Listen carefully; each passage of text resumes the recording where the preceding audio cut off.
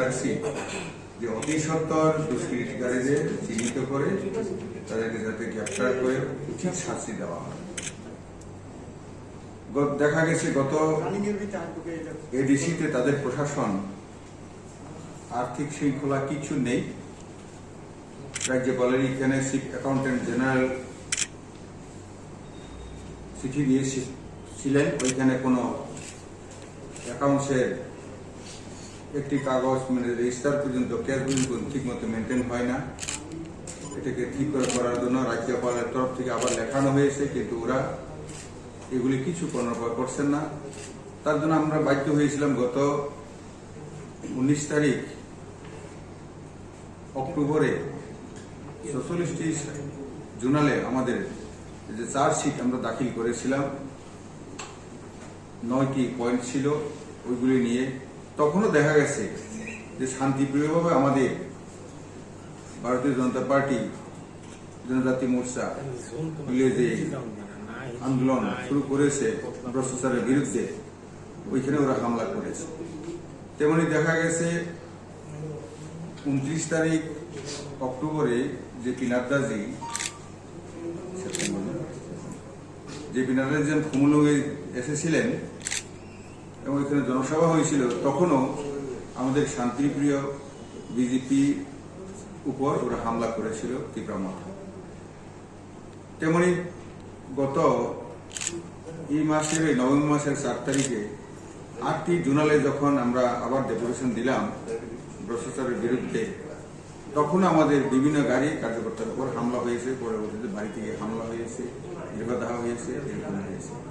তো কালকে ওরা এখানে এসে ফিরে যাওয়ার সময়ও আমাদের সর্বোচ্চ পার্লামেন্টারি যে এমপি গাড়িতে কনভয়ে ওরা হামলা করে বিভিন্ন আহত করেছে আমাদের কার্যকর্তাদের।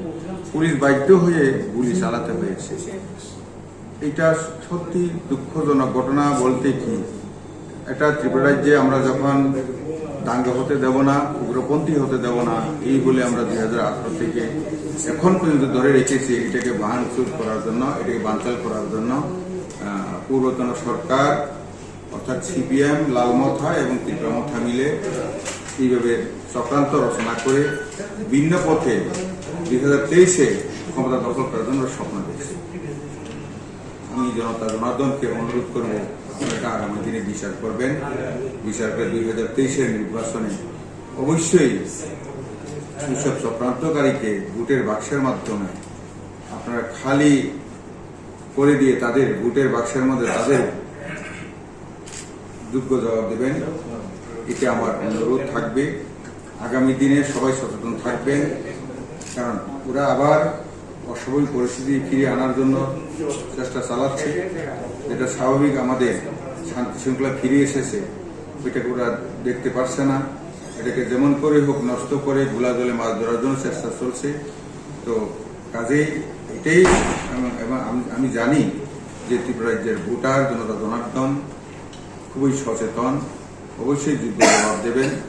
জবাব দিয়ে যেমন আমাদের বিজেপি সরকারকে 2018 সনে বসিয়েছিলেন দীর্ঘ প্রশাসনকে মুক্তি করে, কোনো যারা এইভাবে করতে চাইবে তাদেরকে যোগ্য জবাব দিয়ে আবার আমাদের ভারতীয় জনতা পার্টিকে এককভাবে সংখ্যাগরিষ্ঠ নিয়ে সরকার বসাবে। এটাই আমার আবেদন। বিশেষ কারণে আপনাদেরকে এই সাংবাদিক সম্মেলনে এখানে আহ্বান করা হয়েছে। আপনারা সবাই এসছেন, আপনাদের সবাইকে স্বাগত জানাই। আপনারা অবগত আছেন হয়তো ইতিমধ্যেই, গতকাল তীব্রামথা বা লালমথা আগরতলার স্বামী বিবেকানন্দ ময়দানে তাদের জনসমাবেশ করে। ওটাও একটা রাজনৈতিক দল, সভা করবে, সেটা স্বাভাবিক। ত্রিপুরার গণতান্ত্রিক বাতাবরণ অক্ষুণ্ণ রয়েছে। যে কোনো রাজনৈতিক দল তার কাজকর্ম চালিয়ে যাবে, এটাই স্বাভাবিক গণতান্ত্রিক বাতাবরণের পক্ষে। কিন্তু আশ্চর্যজনকভাবে আমরা লক্ষ্য করলাম কয়েকটা বিষয়। গতকাল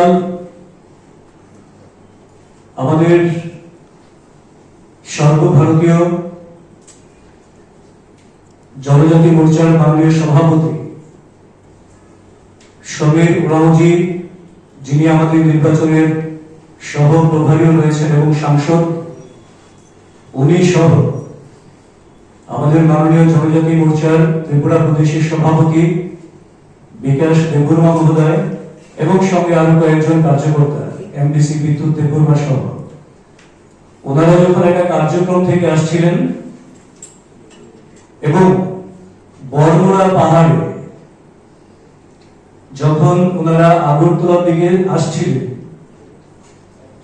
ঠিক সেই সময় তীব্রা মাথার সভা সমাবেশ শেষ করে যারা ফিরে যাচ্ছিলেন নিজেদের গন্তব্যে, আতঙ্কিত তাদের মধ্য থেকে একটা বিশাল সংখ্যক উচ্ছৃঙ্খল দুষ্কৃতকারী গাড়ি থেকে নেমে এবং গাড়ি থেকে ইট পাটকেল ছোড়া, গাড়ি থেকে বিভিন্ন রকম অস্ত্রশস্ত্র, মোটা লাঠি সোটা ইত্যাদি নিয়ে নেমে এসে আমাদের মাননীয় সর্বভারতীয় জনজাতি মোর্চার রাষ্ট্রীয় সভাপতি সমীর উরাওজি, বিকাশ দেববর্মা মহোদয়, বিদ্যুৎ দেববর্মা সহ সবার উপরে নৃশংস প্রাণঘাতী আক্রমণ করে। গাড়ি ব্যাপকভাবে ভাঙচুর করা হয়, গাড়ি থেকে টেনে হিঁচড়ে বার করে মারধর করার চেষ্টা করা হয়।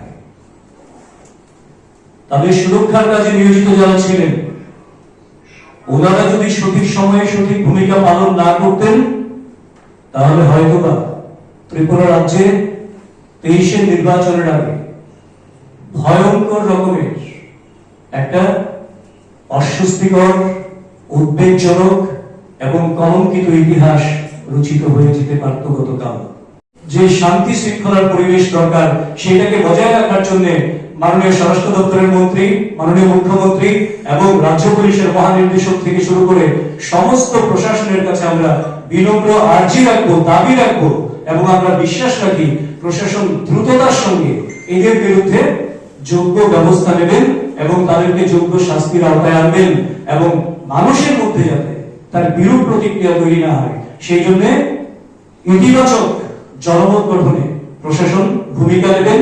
আর জনগণই হচ্ছে এই নির্বাচনে বা প্রতিটা নির্বাচনে আমাদের সর্বোপরি নির্ধারক হচ্ছেন জনগণ। জনতা যেহেতু জনার্দন, প্রত্যেকটা মানুষের কাছে আমরা বিনম্রভাবে ভারতীয় জনতা পার্টি ত্রিপুরা প্রদেশের পক্ষ থেকে আবেদন জানাবো, যেই ক্ষেত্রে যারা যারা যে কোনো রাজনৈতিক দলের হোক, যারা যারা এই ধরনের অশান্তির বাতাবরণ তৈরি করার চেষ্টা করবে, খুন সন্ত্রাসের আবহ তৈরি করার চেষ্টা করবে, বাড়ি ঘর জ্বালিয়ে দেওয়ার আবহ তৈরি করবে, তাদেরকে প্রতিরোধ করার জন্য, প্রতিহত করার জন্য আপনারা সম্মিলিতভাবে গর্জে উঠে রাজ্যের যে মূল লক্ষ্য ত্রিপুরাকে একটা উন্নত রাজ্যে পরিণত করা, একের পর এক যে জনকল্যাণকামী কাজ চলছে, সেই কাজগুলিকে সমর্থন দিয়ে আপনারা তাদের কুচক্রকে, তাদের ষড়যন্ত্রকে নস্যাৎ করে দেবেন, এই আবেদন এবং বিশ্বাস রাজ্যবাসীর প্রতি রাখছি। এবং এর পরবর্তী এই উচ্ছৃঙ্খল দুষ্কৃতকারী এবং যারা বিভেদ সৃষ্টি করার জন্য সাম্প্রদায়িক সুশুরি দিয়ে খুন সন্ত্রাসে বিশ্বাস করে, গণতন্ত্রের কথা বলে যারা দাঙ্গা হাঙ্গামা বাঁধানোর জন্য, পাহাড়কে অশান্ত করার জন্য উঠে পড়ে লেগেছে, তথাকথিত তীব্রা মাথা বা লাল মাথা, তাদের এই ঘৃণ্য ষড়যন্ত্র, চক্রান্ত এবং আক্রমণে তীব্র নিন্দা এবং ধিক্কার জানাই। এবং আমাদের প্রশ্ন, ত্রিপুরার আপামর জনগণের প্রশ্ন, জাতি জনজাতি নির্বিশেষে সবার প্রশ্ন, মাননীয় প্রদ্যুৎ কিশোর দেববর্মা মহোদয় এবং মথার নেতৃত্বের কাছে, গ্রেটার ত্রিপুরাল্যান্ড বলতে আপনারা কি বোঝাতে চাইছেন? কি আপনাদের গ্রেটার ত্রিপুরাল্যান্ড, সেটা কিরকম হবে তার স্পষ্টীকরণ আপনারা রাজ্যবাসীর সামনে তুলে ধরুন। এখনো পর্যন্ত আপনারা ঘোলা জলে মাছ ধরছেন আর জনজাতি অংশের যুবক যুবতীদের আপনারা বিভ্রান্ত করে চলেছেন একের পর এক, এবং তাদেরকে প্ররোচিত করছেন বিভিন্ন জায়গায়। গণতান্ত্রিক আন্দোলনে ভারতীয় জনতা পার্টি বিশ্বাস করে। আপনাদের কাছে ওয়ান লাস্ট ফাইট, মাননীয় প্রদ্যুৎ পাইক মহোদয় বলছিলেন, আমাদের কাছে এভরিডে ইজ নিউ ফাইট, ওটাও আপনারা মনে রাখবেন। Everyday is new fight for us, for we the characters of BJP. কাজেই আমরা একদিকে ত্রিপুরা প্রদেশ বিজেপি যেমন এই ঘটনার অত্যন্ত তীব্র ভাষায় নিন্দা জানাই, ভর্ৎসনা জানাই, সেই সঙ্গে ইতিমধ্যেই এফআইআর করা হয়েছে, সেই সঙ্গে রাজ্য সরকার, রাজ্য পুলিশ প্রশাসনের কাছে আমরা বিনম্র আবেদন জানাই এবং আমরা দৃঢ়ভাবে বিশ্বাস করি কঠোর থেকে কঠোরতম পদক্ষেপ নিয়ে নির্বাচনের আগে আর যাতে কেউ এই ধরনের সন্ত্রাসের আবহ তৈরি করতে না পারে, এই ধরনের জঘন্য ইতিহাস তৈরি করে ত্রিপুরাকে কলঙ্কিত করার চেষ্টা না করতে পারে, তার জন্য রাজ্য প্রশাসন এবং স্বরাষ্ট্র দপ্তর, মাননীয় মুখ্যমন্ত্রীর কাছে আমাদের অনুরোধ থাকবে কঠোর থেকে কঠোরতম পদক্ষেপ নিয়ে যারা এর সঙ্গে যুক্ত রয়েছে তাদের যোগ্য শাস্তির ব্যবস্থা করবেন, অবিলম্বে তাদেরকে গ্রেফতার করবেন এবং যাতে ত্রিপুরায় শান্তি শৃঙ্খলা বজায় থাকে, সুষ্ঠু বাতাবরণে যেভাবে ত্রিপুরা একটা বিকাশের লক্ষ্যে এগিয়ে চলেছে, এক ত্রিপুরা শ্রেষ্ঠ ত্রিপুরা গঠনের লক্ষ্যে দল মত নির্বিশেষে, জাতি জনজাতি সংখ্যালঘু নির্বিশেষে যেভাবে মাননীয় মুখ্যমন্ত্রী প্রফেসর ডক্টর মানিক সাহাজির নেতৃত্বে ত্রিপুরা প্রদেশ বিজেপি সরকার কাজ করছে, সবার ঘরে উন্নয়ন পৌঁছে দেওয়া এবং সবার ঘরে সুশাসন পৌঁছে দেওয়ার জন্য যেভাবে কাজ করছেন, তার যদি মানসিকতা থাকে তাকে একটু ন্যূনতম সময় দিতে হবে। যদি কোনো রিফ্লেকশনই না পাই, আমরা আরো বৃহত্তর আন্দোলন খুব শিগগিরই ঘোষণা করব।